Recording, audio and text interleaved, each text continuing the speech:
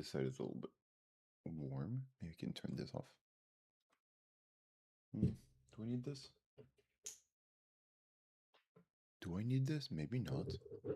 Maybe this is better. Good morning, folks. I'm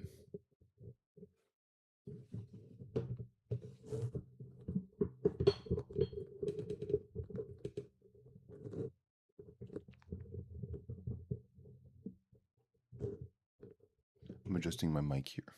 Hopefully it won't fall. That would suck a bit. Let's see here. Oh, nice, it works. We're gonna have some very soft music. We're gonna adjust here our display as well. Folks, I'm at a different area of my house. So there's not the usual two walls that I have. If that makes sense. Like usually my partner sleeps and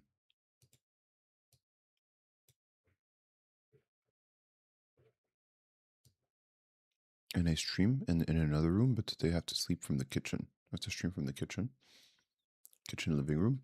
And so I have to be a little bit more quiet because people here are still sleeping. 6 a.m. I think they have every right to be upset if I make a lot of noise. So we're gonna take it easy. Relax. Take it easy. Blame it on me and out on you. Relax. Take it easy. Now there's nothing that we can do. I'm gonna play some music here, folks. Hopefully I don't get banned from Twitch and YouTube for singing Relax, Take It Easy. Because that's a pretty good song.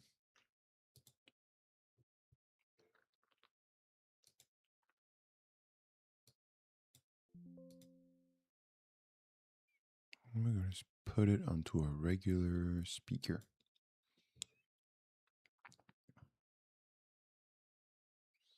All right. I'm going to select the song, the usual song we start with. Hey. Salsola Droma is here. Hello. Hello, Droma. It's been a little bit. How you been?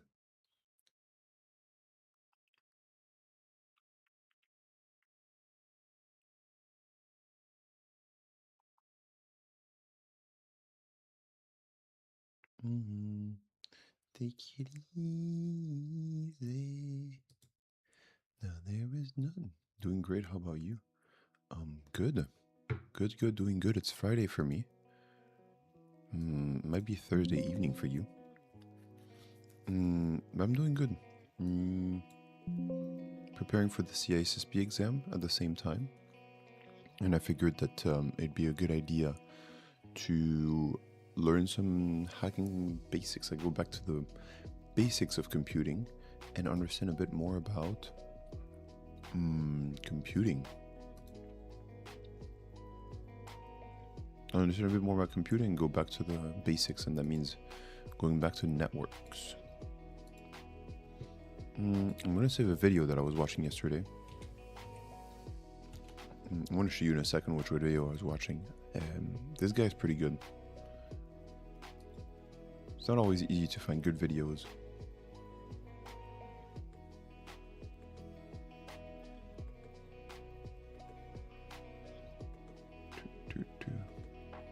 I bought a course on studying computing. That sounds good. Nice. Glad you like it. Yeah, there's so many things to learn about hardware.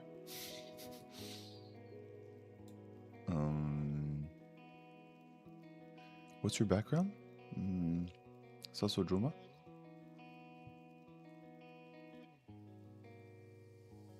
Salso La Droma. Yeah, now I know why I called you Droma. It's a little bit complicated to say everything. Alright, sending myself this video.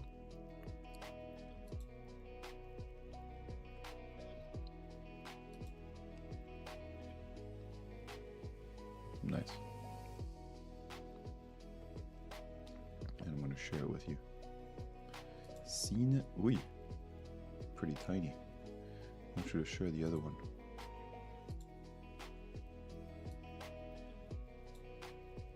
All right, sharing there. Now can I put it there? Which one are you sharing now? Nice. Share the right one.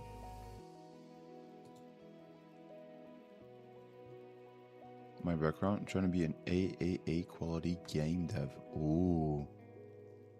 So AAA quality game dev is triple A. That means like the highest games, right? So it's the most developed games, like something like GTA 5 or 6. We're waiting on the 6, right?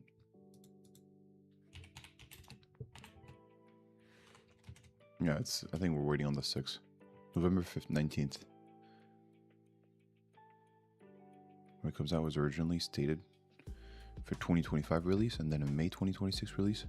Painful delays aside, I think it's safe to assume that the game will stick to its November launch date. So you're trying to be there, okay. Is there like a more prestige in doing these games? There's more prestige in doing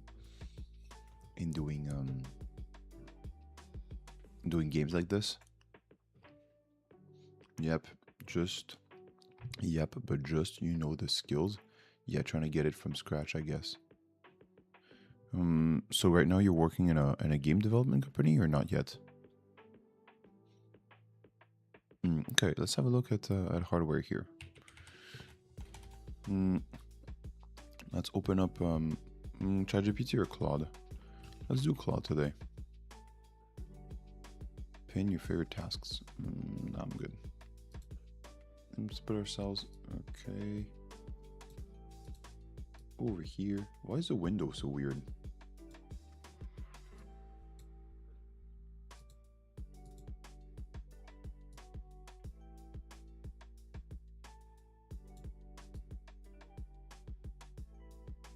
Just have to keep in mind that you don't see some of the right screen.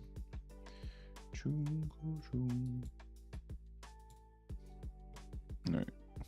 Your plan ends in 12 days. Yeah, and subscribe from Claude Premium.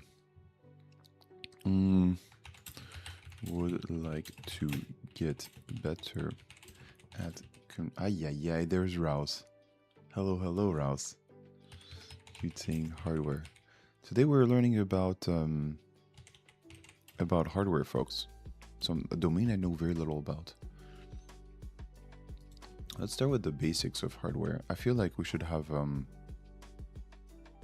I want to understand. I feel like, so last time, folks, on the past few weeks, last time we talked about hardware, we figured out that it was super useful to have hardware and its memory very close to each other. Like the CPU should have its memory piece right next to each other on the motherboard. Just because the more they travel, the more inefficient the computer became, because it would have to wait all the time. And even though it has really cool capabilities of processing very fast, it just starts slowing down just because of physics. Electricity doesn't travel fast enough, so it slows down for no reason. So yeah, for no reason, like for no practical, without any practical benefit. So let's look at the motherboard.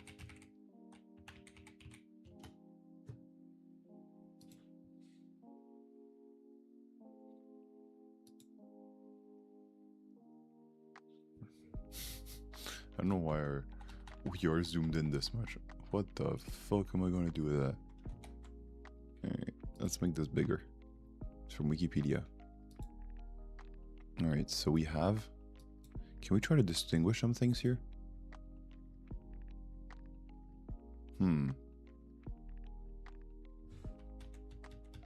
moving with my arrows here. I don't understand anything that's happening here. Microsoft, it says here. Do we try to ask Claude to explain us what the different things are? What I'm not sure is why it says Microsoft everywhere. I got you? Really, Rouse? You know everything about this here? That's crazy. Super complex, no?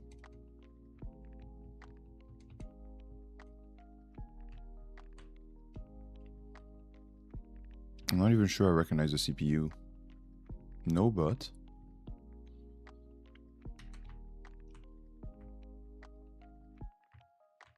What is this even there? This looks like a Wi-Fi. It has two little antennas. Foxconn. Isn't that the place that makes the iPhone? YouTube Shorts. Alright, let me ask Claude. Explain the most important elements of this motherboard starting from the top left.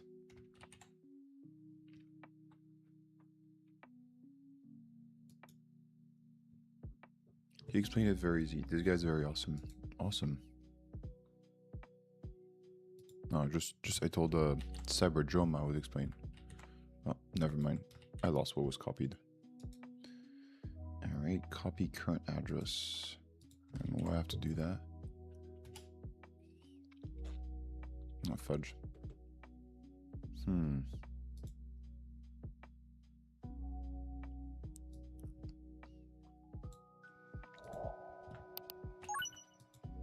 Oh, wow. Explain things one by one. That's really cool.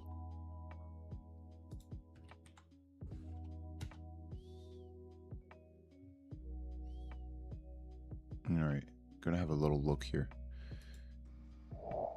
Alright. C48. Capacitor. Stores and reduces extraordinary temporary, filters noises, and stabilizes voltage. Yeah, this is what capacitors are for. Okay. IC. Have integrated circuits. A semiconductor device that contains multiple electronic components, such as transistors, resistors, and capacitors, integrate into a single chip to perform specific functions such as control, processing, amplification, regulation, or communication. So they're very much about controlling electricity flow, no? Nice. Freedom Dell's got a new model hype. I got a new model hype.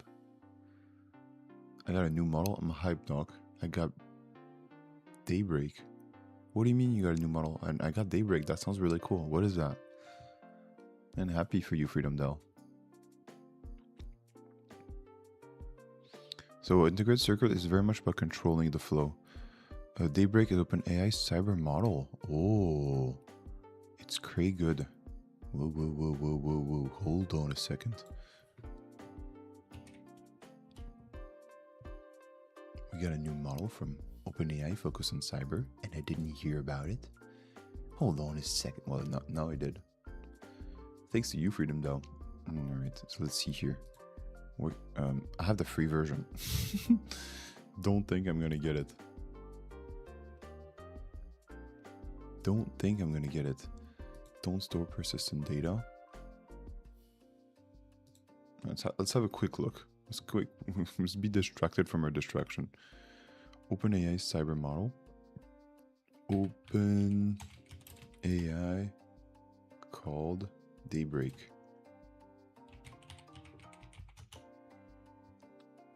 Daybreak OpenAI for cybersecurity. Interesting. Wow. Explore Daybreak solutions, contact cyber sales. Building the future of cyber defense. OpenAI Break Day brings the future.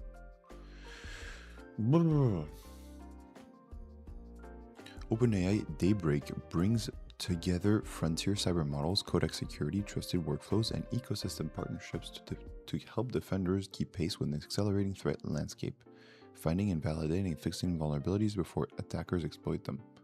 The bottleneck in cybersecurity is shifting.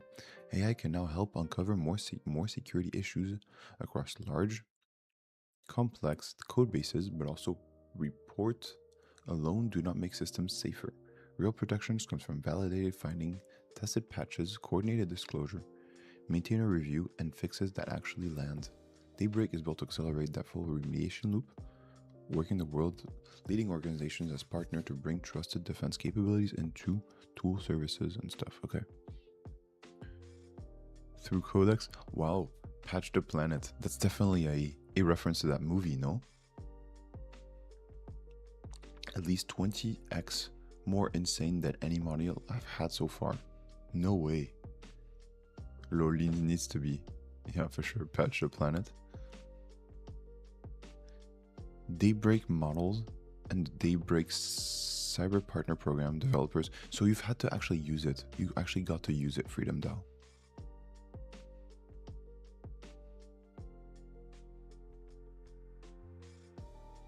Cybersecurity is entering a new era. Frontier performance.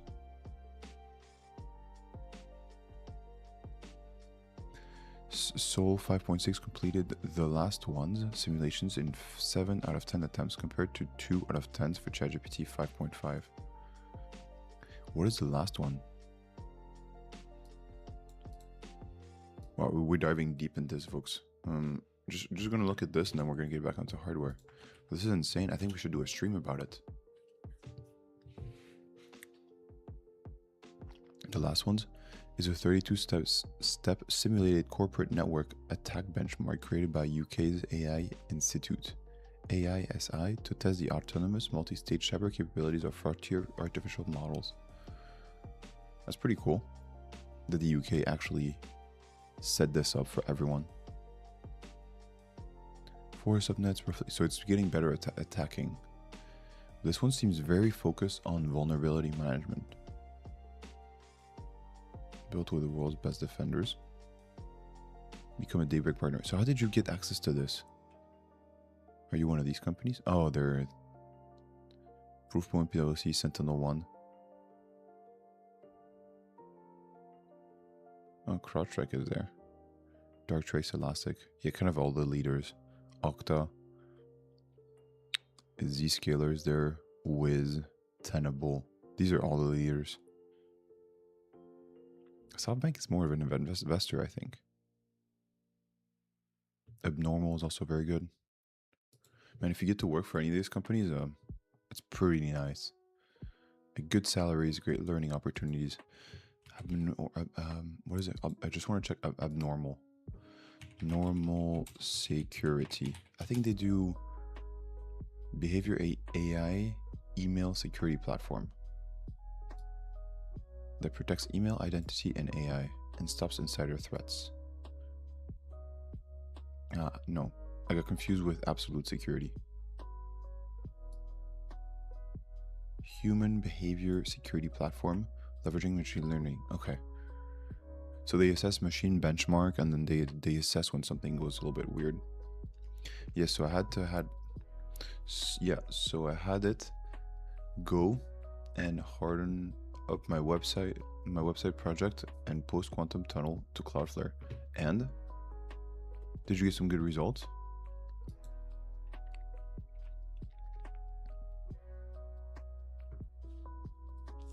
So let's keep a little bit more learning about the hardware. How we've learned about the other condensers. These basically a capacitor. Stores energy and releases it for later. Integrate circuits. They integrate it into a single chip to perform specific functions such as control, processing, amplification, regulation, and communication. So I think they're a little bit the same. They deal with circuits themselves. Yep, it was really fast and accurate. Wow, insane. That's really cool. You could get this guidance. R is for resistor. Limits electrical current and controls voltage distribution within a circuit. So from what I see, there seems to be quite a lot of components just there to stabilize electricity flows. Hardware is magic, I'm still learning. Inductor. Stores energy in a magnetic field, commonly used in filters, chokes, and switching circuits. It's actually very useful that you can have this kind of thing, L2, that indicates you what is on there. And with a delimited space of, oh, this is that. RY controls high power loads using low power signals and provides electrical insulation between circuits. That's a relay. T, trafo, steps up or steps down AC voltage and provides electrical insulation. Okay, let's try to understand why electrical insulation is important.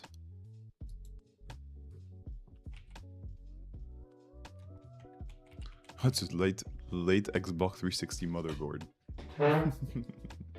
That's okay. Still doing it. That's crazy. So it's oh wow, hold on. You had to fix your lawnmower. What? There seems to be a lot of components on the motherboard for insulating for no, what is it called? So they seem to provide electrical insulation. Isolation. Isolating components electrically. Why is this important? We barely finished reading the prompt. The first response that we already trigger another one. Love that. Trafo. What a weird name. Trafo. I had to fix my lawnmower so it wouldn't start when went into wiring diagrams, how it works, etc. Search found a fuse holder. Then it was blown. After blowing another one, I found a short, lol. Def good practice for hardware. So, search for a fuse holder, then it was blown. After blowing another one, I found a short, lol. Good practice for hardware. Damn. So you had to find instructions on YouTube for that. Pretty damn cool. For your lawnmower, that's kind of crazy. I mostly thought it would be like a computer, but I guess lawnmowers are computers nowadays. The Xbox 360 was a funny piece of hardware. It would get red rings of death. People said it was an oven at 350 Fahrenheit for 45 minutes. Kind of reflowing trick load. Damn. That's a lot of heat. Yeah, for the solder. Hold on, let's check this out over here. D104 diode. Allows current to flow in one direction. Used for refraction and reverse polarity protection. Wow. Hard sink. Heat sink. Dissipates heat from electric components to prevent overheating and damage. So this one has high exposure to the air, and I believe this is where the fan would blow. Especially here, because if it accumulates heat, then it's really good to have a fan over it.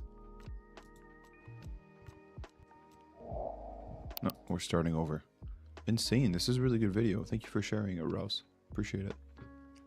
They also said wrap it in a bunch of towels and let it run for like 24 hours. Insane. Insane. Alright, I would like to get a better understanding of computer hardware. Explain the most important elements of this motherboard sitting from the top left. What you've got here is a late Xbox 360 motherboard. Oh, that's a pretty old one. 360. Salut mon ami, bonjour Natir. Comment ça va?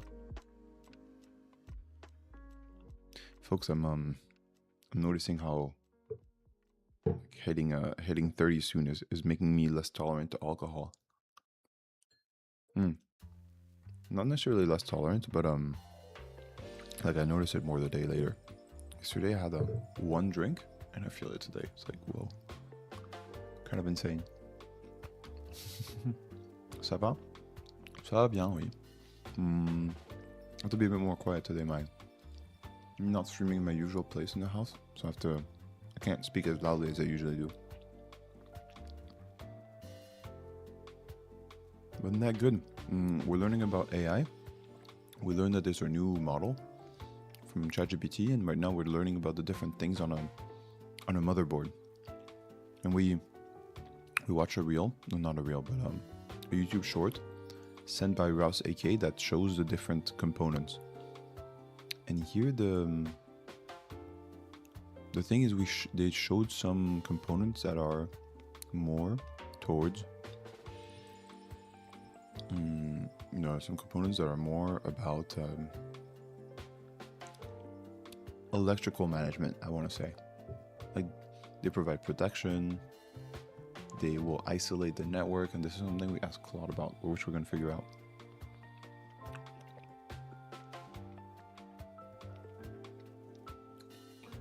You are French, you've been drinking since 5. Yeah. Wine was mandatory. You know, it's kind of crazy, but is the alarm going off again today? Wow, you're good at Agent 57. You're talking about the 6:30 alarm? Wow, that's a good guess. I don't know, we'll see. There's 3 more minutes. Jokes aside, my grandfather, when he was a kid in France, told me that the lunchroom, like at the regular lunchroom, when you're a kid, like 8 to like 10 to like even 8 years old, there would be wine at the lunchroom. There would be wine at the lunchroom. I'm serious. There would be wine at the lunchroom. 8-year-old. They would be having wine. Back then, it was believed that there was a wine to... If you wanted to get cured, you had to get like a certain type of wine. Oh, your throat hurts. Now drink this wine. Like, it was believed that in many places, many actual doctors were recommending wine. I think it's the same for Spain and Portugal. No way. No way, no? I don't know. Maybe. Un poco de vino. I think that's a good question. You know, back in the day, people used to drink ale all the time. Not 100% sure. And maybe it was more of a regional thing. Certain regions had it.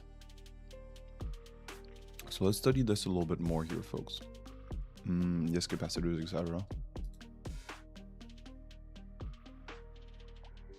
Alright, so what we got here. So, folks, if you weren't here, we sent the motherboard from that we found from Wikipedia. Motherboard, Wikipedia. And we asked ChatGPT, or Claude, pardon me, to analyze what was on it. So we got we got this. First reading trick, notice the letters A through G running down both edges, and number 1 through 7 across the top. That's a locator grid. Every component's silk screen label encodes its position. A capacitor marked C5D2 lives in region 5D. Once you internalize this, you can find any part from a schematic instantly. This grid convention shows up on nearly all professional PCBs. Principal component baselines. I have actually no idea what PCB means.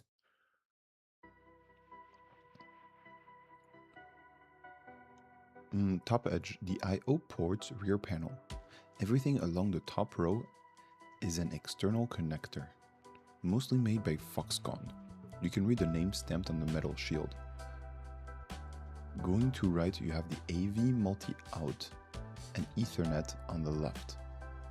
An optical PDIF audio port, the HDMI connector, and the infrared retriever window near the middle. So let's have a look here at the organization. Alright, so I guess this is you see here? A, B, C. It kind of locates everything. These circuits look really cool, don't they? I love how this looks. I bet the one wasn't that strong, so it didn't matter. Man, I don't know how you don't make strong wine. I don't know if it was a thing back then to make wine lower. Maybe. I don't know. I don't know what in what world you don't arrive with drunk kids after lunch. Like, aren't the kids drunk if they're having wine at the lunchroom? Don't they just come back drunk? How do you learn anything in the afternoon? The tier is asking everyone if you worked on electronics. Thank you, Natir, for the explanation. Printed circuit board. Okay, makes sense. Why is it printed?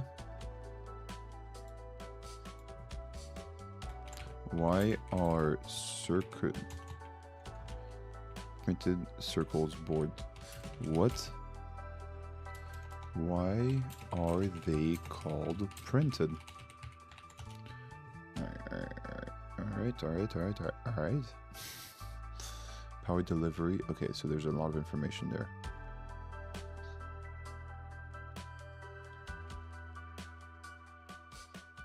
Let's locate your grid. Okay, so this we understand.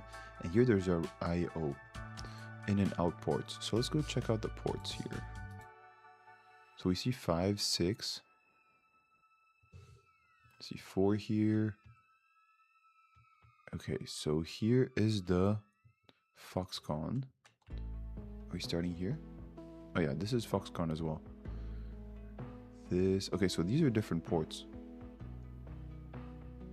Holy, they're massive. There's so many tiny components here. C1A6, C. Interesting. But why are they called E? Is it because it connects to this E? Whoa, I kind of want to zoom in more. Can I? Yeah, I can. So you see here, folks? Let's see here. If we follow this, it leads to this. It leads to EIGA. Okay. Diluted with water. This I can believe. Maybe that's what was happening. 5%? Yeah, true. I mean, I think there were cases probably of kids arriving drunk to school, to the after lunch room. Okay, so I think these connect to further objects in the further circuits. This is what these mean. Like this leads to C114. Let's go check it out. C184. No, C1B4.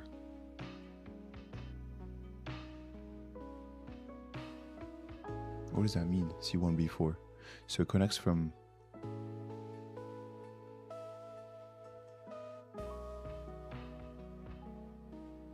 C1A6. We can have a word. Look at this one. C1A6. C1. C is where? C1 should be here, no? This is 1. C1A6. The heck is that? There's A1 here?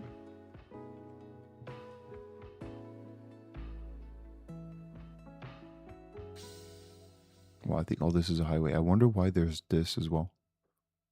Like these little dots here, what do they serve?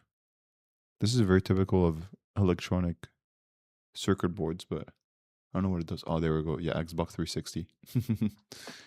We can tell. This is why it says Microsoft all over as well. Because I don't know if Microsoft makes chips for computers.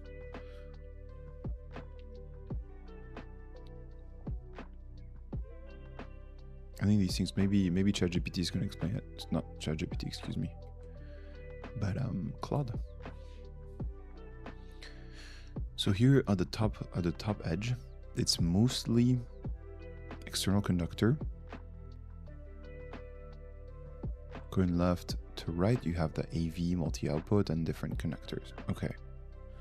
Southbridge I/O controller. The chip stem Microsoft X360, Xbox 360 in the region KC center left. This is the I/O hub. It doesn't do the heavy computing. It manages USB, the Strata Link, the DVD drive, and the Ethernet, Mac, audio, and system housekeeping, power sequencing, fan control. Think of it as the console's traffic cop. And it's this thing over here. This thing over here. So this is the traffic cop. It regulates different things in the computer. It has so many connections, no? Maybe it connects to everything in the board. It's kind of crazy. Like all of this provides that information.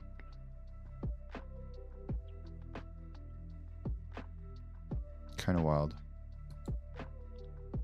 The main processor, the big package on the right, label Microsoft 4677 or Microsoft. Let's see the big package on the right. What could this be? We need to zoom out a little bit. Folks, if you're just joining us right now, oh, I think this might be that. Oh my god. Look at all the, do you see it? Hold on, I'm gonna scooch right a bit. Look at all these wirings here. It's insane. Why do these go like why do these go in little waves here? You see that? Isn't it super strange? Maybe you don't. You have to get really close to your screen or to your phone. Let me show you quicker. You see those? It's insane. What the heck is going on? Maybe it's for cooling? Because I think it slows down electrical paths. I'm not sure if it's a good idea.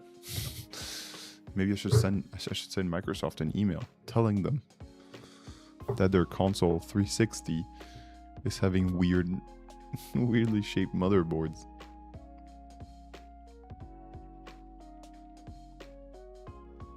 Microsoft R 4679736. Damn it. So what does this thing do?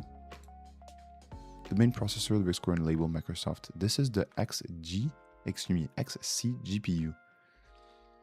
So it is CPU and GPU and the frame buffer EDRAM, all fused into a single package on the original 2005 Xbox 360 release.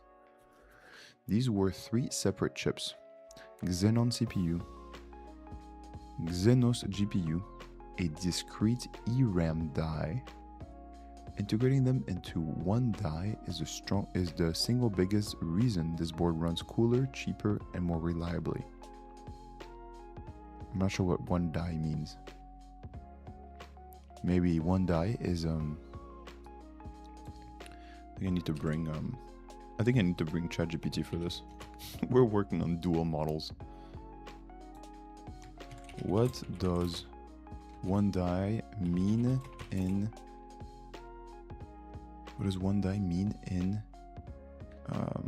motherboards? I think one die means basically one house. Like this is one die. One die usually refers to a single silicon die chip inside a microprocessor or memory chip. A CPU can contain one or multiple dies. A single die. The CPU has processing cores.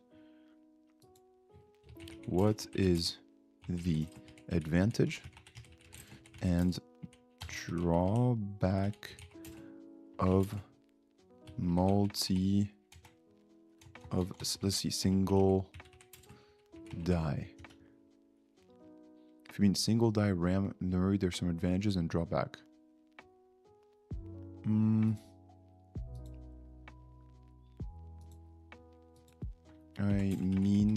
want to ask about this.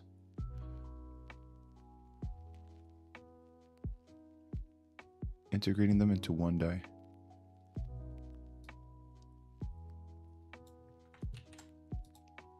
I mean, integrating different dies together like this set up here. What are the positives and drawbacks? Xenon CPU, Xenos. Ah, yes, you mean multiple silicon dies in one package like Xbox 360 architecture. Crazy, it detected it. Advantage: better manufacturing yield. Suppose you try to put a CPU plus GPU plus eDRAM into one enormous die. If there's a defect anywhere, that's a huge die, and the entire chip may be unusable. With separate dies, CPU die manufactured separately, GPU dies manufactured separately, eDRAM dies manufactured separately. A defect in one doesn't necessarily ruin the others. This becomes increasingly valuable as chip gets physically larger. Why? We're going deep here, folks. So, folks, for you joining us, we're learning about the hardware within chips. Because larger silicons dies are more likely to contain manufacturing defects. Okay. Think of a silicon wafer, like a huge sheet with tiny random defects. Oh. If you put a small die on that wafer, there might be one defect. That's a reasonable chance the die doesn't contain a defect. But if you make the die much larger, there's probably more defects. Suppose you need a 2000 square millimeters. My god, square millimeters. It's like talking about apartments in Barcelona.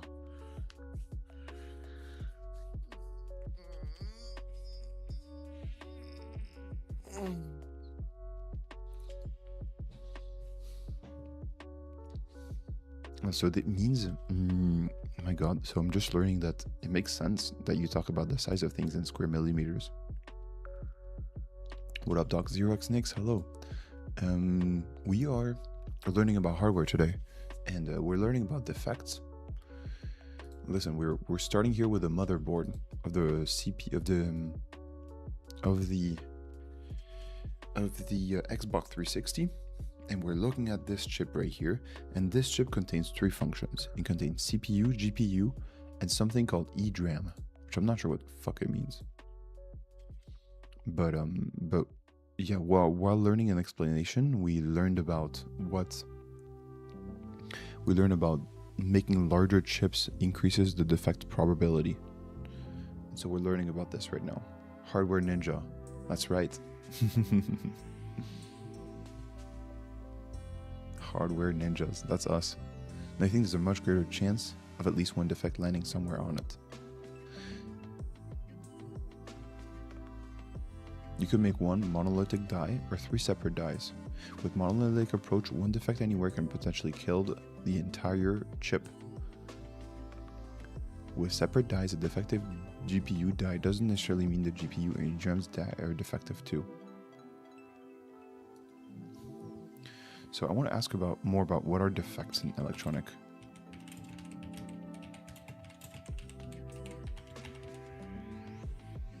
In this context, a defect is a tiny manufacturing imperfection in the silicon and the structure built on it. It doesn't necessarily mean something is visibly broken. Think of CPU as billions of microscopic transistors and wires. During manufacturing, something can go slightly wrong with one of them. Example defect, a dust particle. A microscopic particle can land on water or on wafer. What the fuck is a wafer? Hardware ninja. Wafer galletas. Oh. Man, can you imagine if a dust particle laid on your wafer? Look at those. Chocolate wafers. Don't they look delicious? Oh. Gana camiseta la liga. You can win a La Liga shirt with this Milka thingy. Oh, this looks good. That looks good. Wait, wafer definition. A wafer is a very thin piece of material. It commonly refers to a crisp, light, sweet biscuit or a thin piece of bread used in religion religious communion. A thin slice of semiconductor material used to build I think this is what it's about.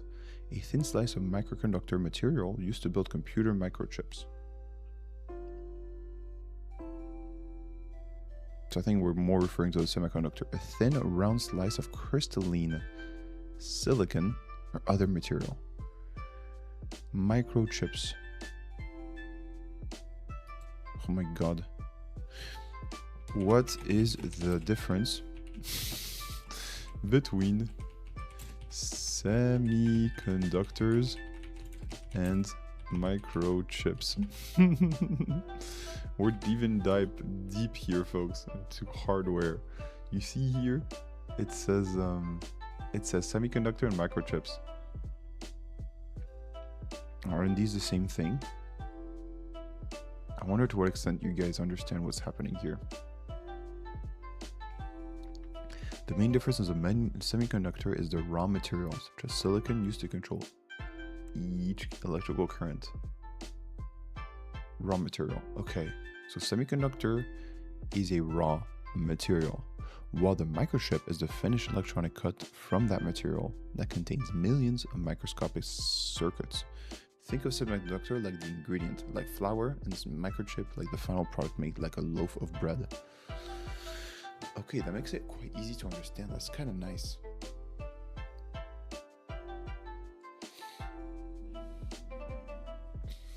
A substance with electrical conductivity between a conductor and an insulator. Silicon, germanium, or gallium arsenide. I've heard this before, gallium arsenide. I think it's a common topic. What are microchips made of? That's very interesting. That's a very mucho interestingo. Dust particle. A microscopic particle can land on wafer during manufacturing. Okay. It might be interrupting a tiny wire. Normal defect. So this particle comes that can make part of the chip electronically incorrect. Broken or incomplete connection. A microscopic metal connection might not form correctly. Disconnected. Defect. An electrical can flow somewhere it shouldn't. Okay. Imperfect transistor. Manufacturing variation. So why this matters for your Xenos example. Imagine manufacturing 1,000 huge CPU plus GPU dies. Because they're enormous, perhaps 200 defects. Because they're enormous, perhaps 200 defects, 800 unusable. But if I measure a CPU and GPU separately, 1,000 CPU dies, 950 usable, 1,000 GPU die, 900 unusable. I don't understand.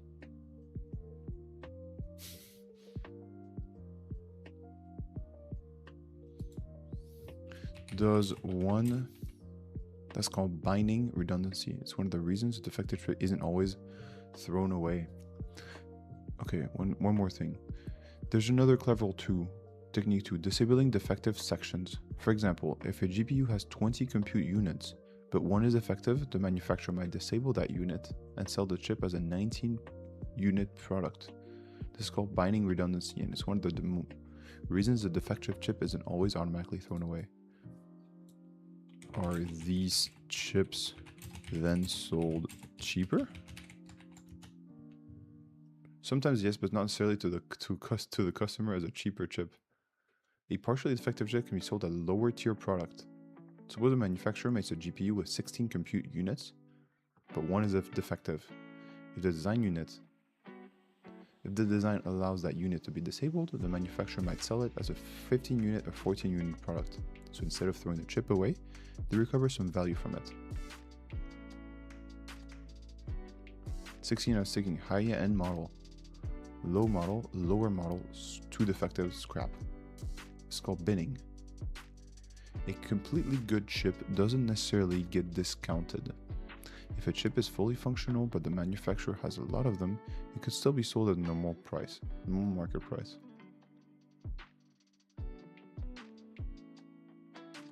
The price is determined by things like performance, demand, manufacturing cost, competition. Okay.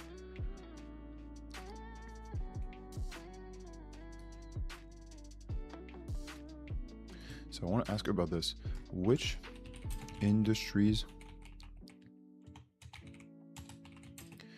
get the best chips and which usually get the lesser quality?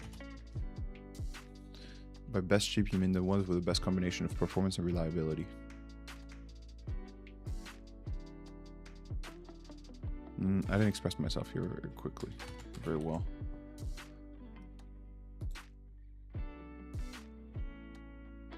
Most amended test. Okay. Military, aerospace get the best. Automotive get the best. Data center get the best. Industrial, don't necessarily. Lowest cost, adequate perforation.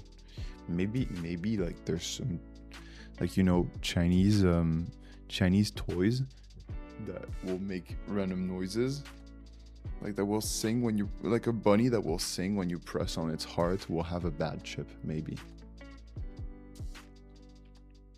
use these kind of poor chips for these kinds of things because it's cheaper.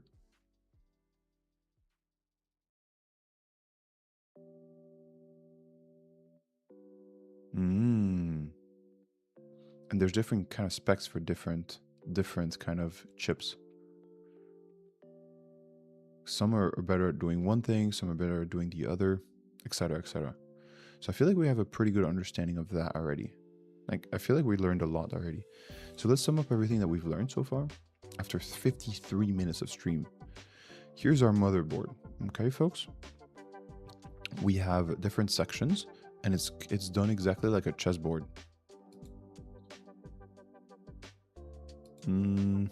So you have, well, actually no, it's the opposite of a chessboard. Well, I guess it depends how you look at it.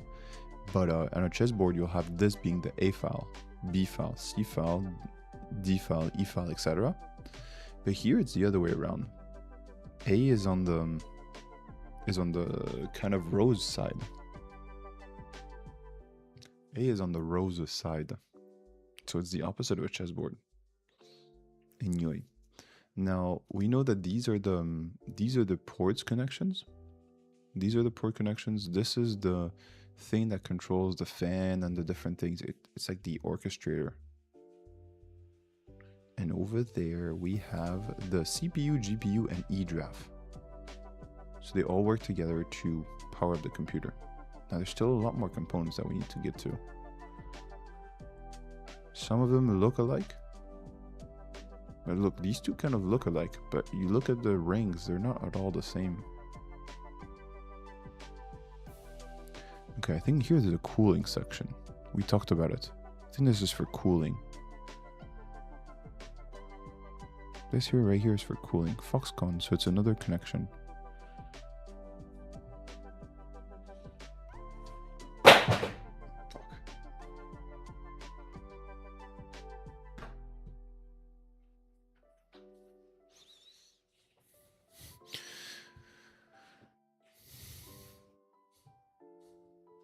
So it's another cooling section. So it's a bit strange. Okay, there's another Foxconn thing here. Foxconn seems to be quite active on everything, ports and stuff like this. You can see it here, you can see it here. So it's a pretty big thing, Foxconn, in electronics manufacturing. And it's Chinese. So 3 chips. And I think so we looked at the drawbacks of having maybe let's ask real quick. The drawbacks of having, hold on. No, another thing we learned is that a die is one of these units. It's like a thing that all comes together at one. And it may have multiple functionalities. Like here, this thing it goes the GPU, the CPU, and the eDraw. So it does multiple things at once. And my question is, so we know that it's not very good for defects, but what does it mean in terms of what are the positive parts about it? And I think one of them is the fact that it's faster. Thermal problems can be complicated. Different die generate very different amounts of heat. For example, CPU generates a little bit of heat, GPU a lot of it, and memory a little bit of it.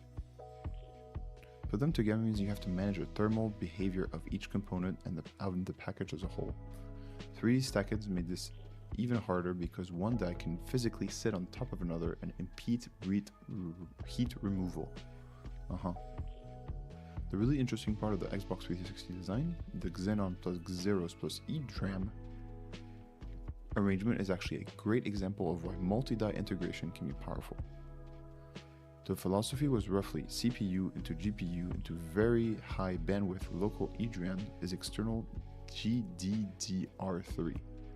Rather than trying to make the entire system have enormous bandwidth everywhere, you put very fast memory exactly where it was needed most. That's a fundamental architectural idea that it is very relevant today.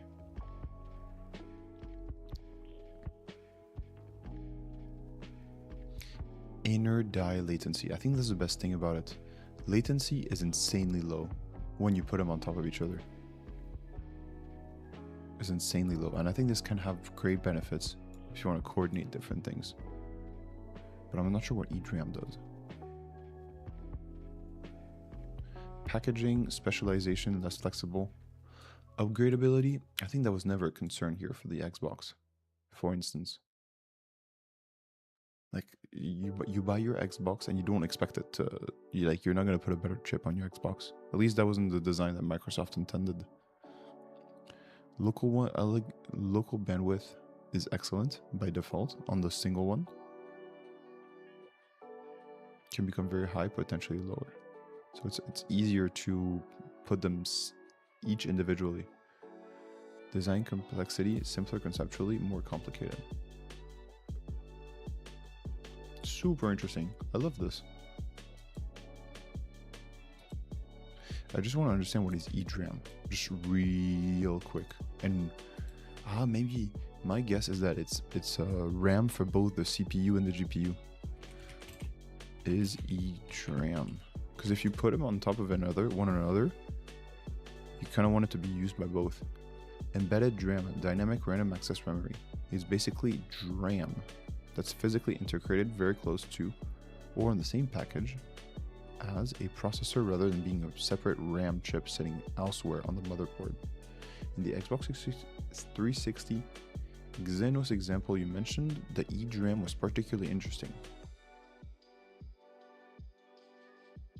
On a normal setup, you'll have a CPU, a GPU, other hardware, all connecting to an external RAM. But here, with EDRAM, the difference is that, hey, Agent 57, the alarm clock didn't ring. Just realized. It might ring in a minute. We'll see. It's ringing. 7 a.m. Oh my god. We're ninjas. You hear it, but very quietly. Do you hear it? Probably not. There's music as well. It's a little bit loud.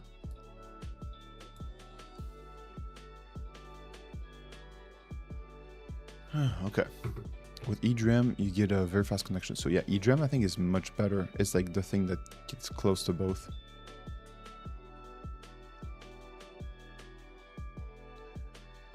I will give the alarm clock to my wife. One sec, folks.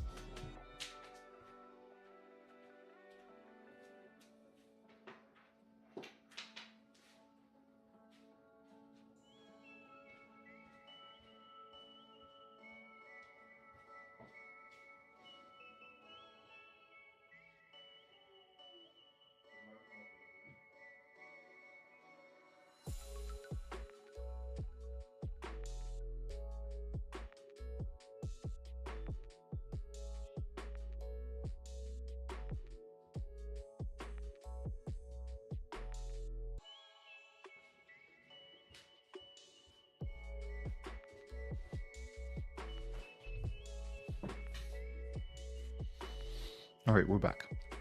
So gigabytes to DRAM is eDRAM. Whoa. Hold on. So the architecture was roughly Geno's GPU, eDRAM. Are we talking about the previous Xbox? Commonly cited around 256 gigabyte per second of bandwidth for the eDRAM system. That's actually enormous, no, for this time? The show was roughly eDRAM, GDDR3, much larger system. eDRAM was a small, extremely fast workspace, provide much larger pool of memory. Why not just make all the RAM and eDRAM? Because eDRAM is expensive and difficult to make in large capacity. The Venteman trade-off. Whoa. So eDRAM is smaller, bandwidth is very high, and it's very close. Cost per bit higher and lower. High speed working data, large memory pool. Insane, no? I feel like this is crazy. It's crazy high. Like, the more I stream, the more I realize how complex computers really are in terms of just their structure and everything. It's insane. It's insane. And our whole world relies on this, on internet, on computers nowadays. If you turn off all computers on Earth, some people will starve. Some people will no longer be able to eat just because there will not be electricity. Wow. We'd be screwed without computers. And all of this relies on things that look like this. It's quite insane. Quite insane. Okay, so we understand a bit more about the main processor. Integrating them into one chip is the single biggest reason the motherboard is cooler, cheaper, and works more reliably. The heart of the machine, everything else exists to feed it power and data. Wow. This is everything on the system. System memory. The 4 Samsung K4J chips clustered around this XC GPU. 2 upper right, 2 lower center. These are GDR3.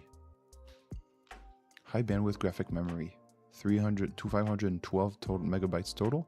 Unified, meaning a CPU and GPU share the same pool. Yeah, okay. Okay, so they share the same pool of memory.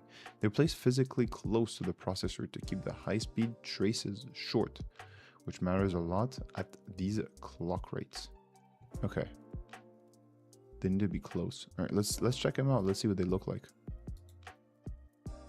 So there should be 4 Samsung things. Okay, there they are. 1, 2, 3, 4.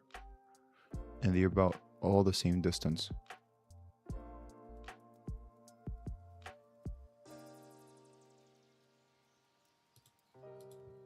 I need to see this a little bit better. Are you folks following? Like, are you interested by this, or I feel like I'm fascinated and you folks aren't as engaged as usual.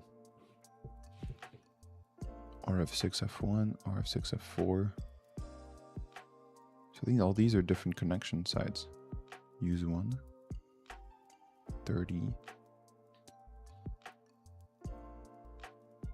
I'm looking here, they have the same number. I think they do. They're all the same thing.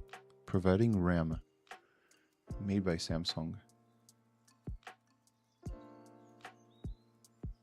Insane.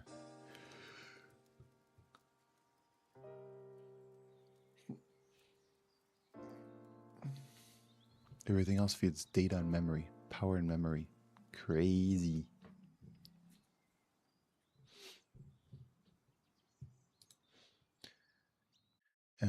System memory, the 4 Samsung chips clustered around the XGPU upper right. These are GDDR, high bandwidth memory. Memory, 512 megabytes total, unified, meaning CPU and GPU share the same protocol, same pool. They're placed physically close to the processor to keep high speed traces short, which matters a lot, these clock rates. Okay, firmware storage, the SK Hynix H26 something chip in region E1, lower left is the eMMC NAND flash, non-volatile storage holding the console's OS and the boot firmware. Okay, let's see it. SK Hynix in region E1. 1 is here and E is there. A, B, C, D, E. And you see here, it's reversed. It's mounted upside down. I guess it's printed upside down.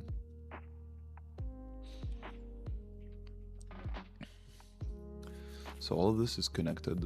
This is holds the boot software and the different boot software and what else?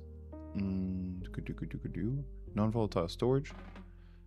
And non-volatile, folks. This means that even if there's no electricity, it keeps on being stored. On the earlier version, this was a plain NAND chip. Here's the eMMC eMCC. Here it's eMCC flash plus a controller in one package. Another integration step. Okay.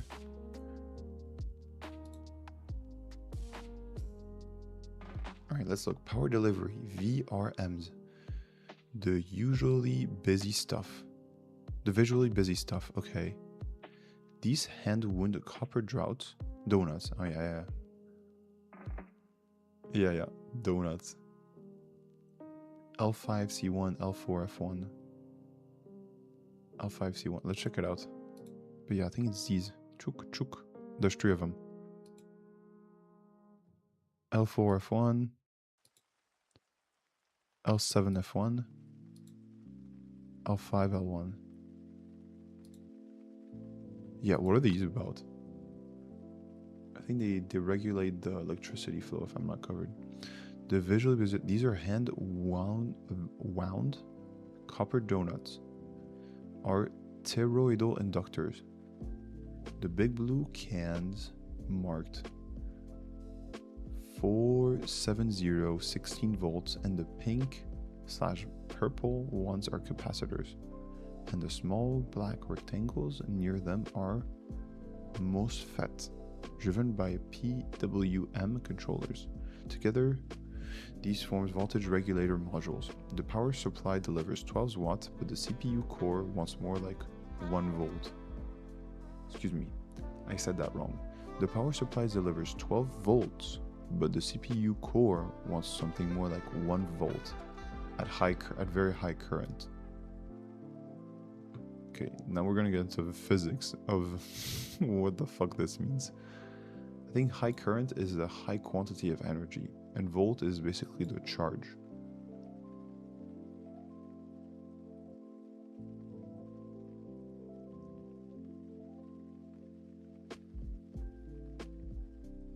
That's where the biggest current draw is, where most people say a board died from bad caps. This is where the region they mean.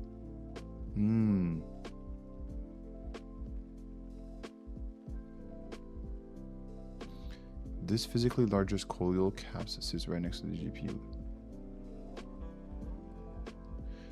The physically largest coils and caps sit right next to the XC GPU because that's where the largest current draw is. When most people say a board died from bad caps, this is the region they mean. So it was probably fried by a lack of proper electricity management, I'm thinking. Clocks, the smallest metal cans, like the crystal near YD3. These are quartz crystal, generate stable timing references. Every synchronous chip on the motherboard derives its clock from one of these. Metal cans like crystal near Y3D1. Y3D1. Wait, why is there a Y? Why is there a Y here? Small metal cans. Are these it? Y3D1. Where's Y? Metal cans. Are these it? No, right?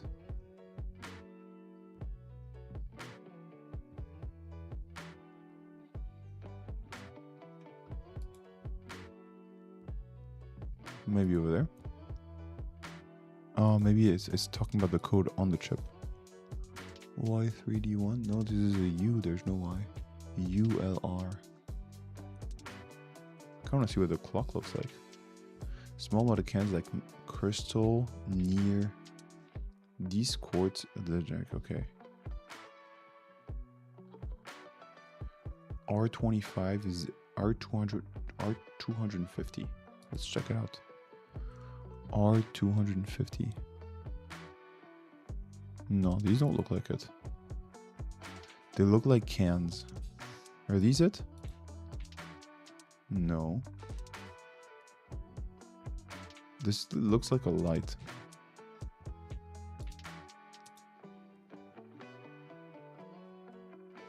No, these aren't it either.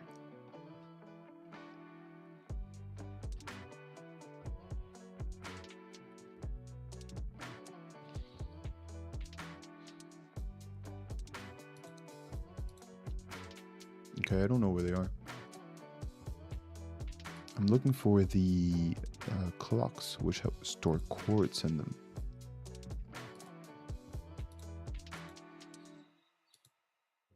Okay, well, it's not there.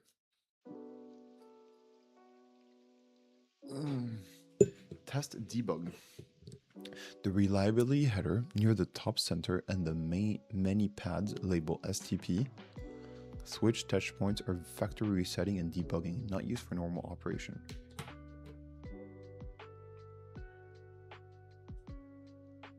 If you want to cement this, a good exercise. Pick any 3 references, designators of the silk screen, decode their grid position, and trace which functional block they belong to. Want me to go deeper in any of them systems? Say the VRM? No, we're okay. These systems will be a lock component of margin for isolating components electrically. Why is this important?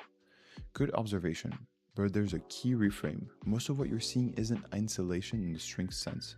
True electrical insulation, or 2 circuits shaped no longer copper path, happens exactly one place on this board.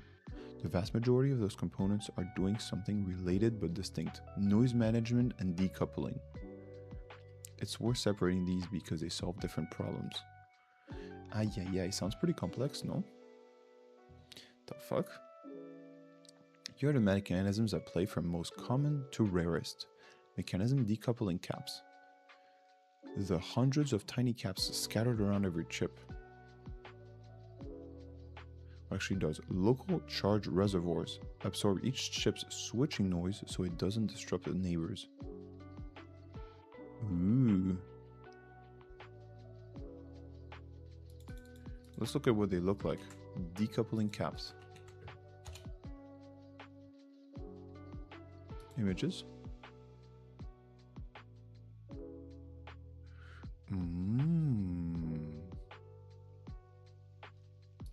Is this what they look like?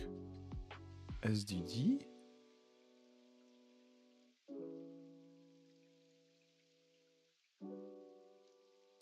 Okay, decoupling caps, 100 of tiny caps scattered around every chip. Local charger absorb chips switching noise so it doesn't disturb neighbors. So that's what it do. That's what it does. My God, this is so complex.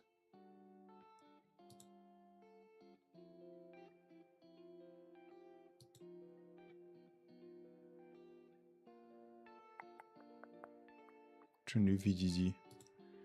This is a whole job. This is a. You can do a PhD in this. You can do a PhD in this. It's pretty damn complex. I mean, you can do a PhD in anything. Embedded.ninja. This is exactly what we were looking for after today's stream. Okay. Okay, decoupling caps. You see here? Yeah, I think these little dots here are decoupling caps. Ferrite beads, inductors, small beads and coils and power rails. Frequency dependent block, pass DC, choke off high frequency noise, causing crossing between rails. Ferrite beads. Are these the little dots we see on circuit boards?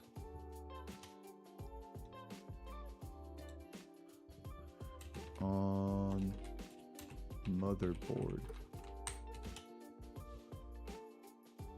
These are little things here. Like you see here? Yeah, you do see. Ferrite beads over here.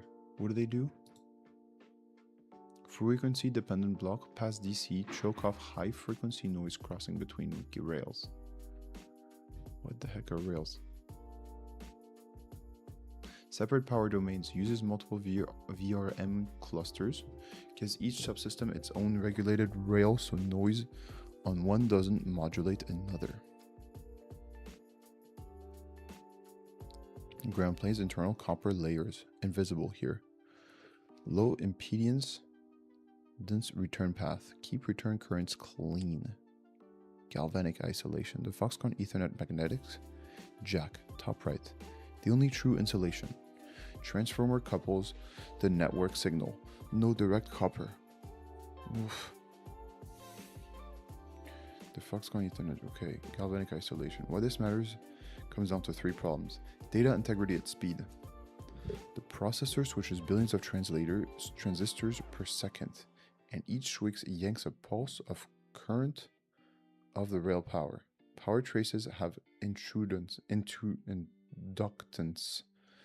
and the physical is unforgiving. V is equal to L times I dt. Wow. A sharp change in current across the inductance produces a voltage spike. Without local reservoirs, chip supply voltage would sing and ring every time. What the fuck? Keeping subsystems from poisoning each other, protection in the outside world. So the mental model is decoupling protects a chip from its own noise. Filtering domains protect chips from each other. And galvanic isolation protects the whole board from the outside world. All three get lumped together as an insulation casually, but they're different. They're different jobs with different components. Want me to go deeper on one, for instance, with a ferrite bead behaves like a resistor and only at high frequencies. What are PCB and why are they called printed? Great question. The name is a little fossil that survives somehow they were actually made, and it tells you something real about the technology. The literal answer, printed, refers to how the copper wiring was originally patterned, using a printing process. The early technique borrowed directly from the graphic arts world. You take a board with a solid sheet of copper laminated onto it, and you print the wiring pattern onto that copper using acid-resistant ink, often via screen on printing. The same method used for t-shirts and posters. The ink protected the copper. You want to keep the junk. Okay, wow. Folks, it's very complex, huh? Very, very complex. Now I can talk at normal sound.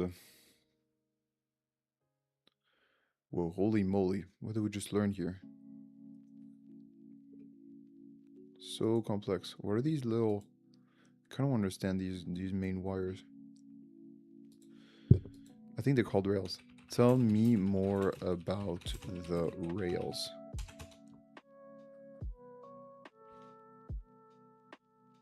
If you mean power rails and a motherboard, they're different from power supply voltage distributed around a motherboard chip.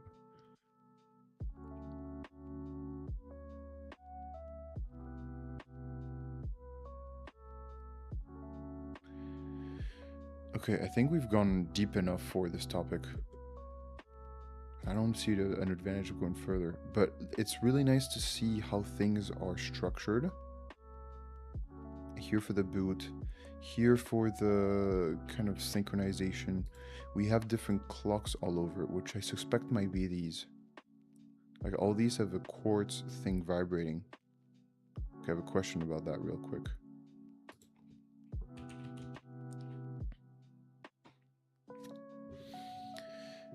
I want to ask real quick about what does it mean? How does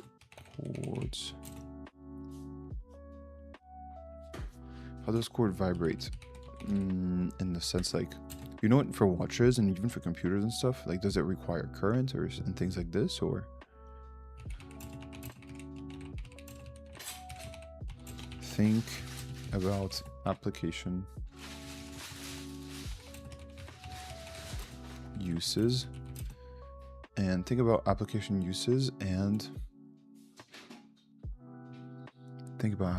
uses and for hardware uses and for watches.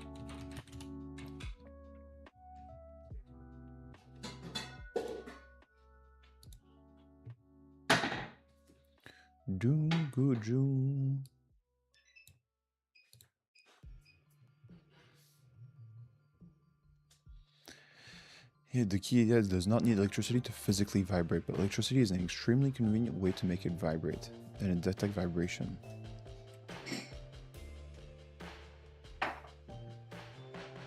What's up? Nice.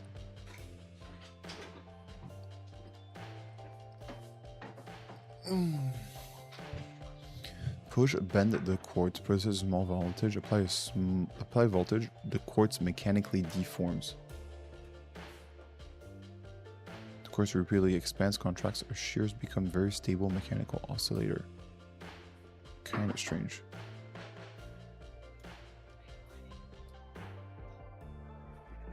Yo. Hey. You can.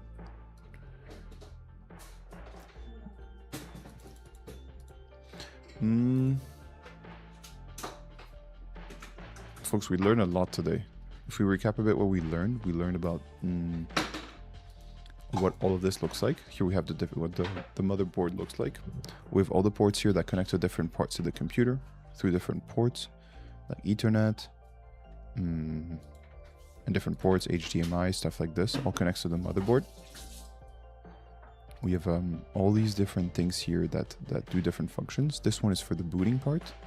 This one here is for the orchestration, deciding fan speed and everything. It's like the support, the ultimate support. And this thing here is the massive CPU, GPU, and eDRAM process. Okay, it's really loud around me. Folks, we're going to end it here. Thank you very much for being here today. It's okay. I mean, I'm in the kitchen. I'm in the kitchen living room, so it makes sense. Thank you very much for being here, folks. I'll catch you on Monday. Enjoy your weekend.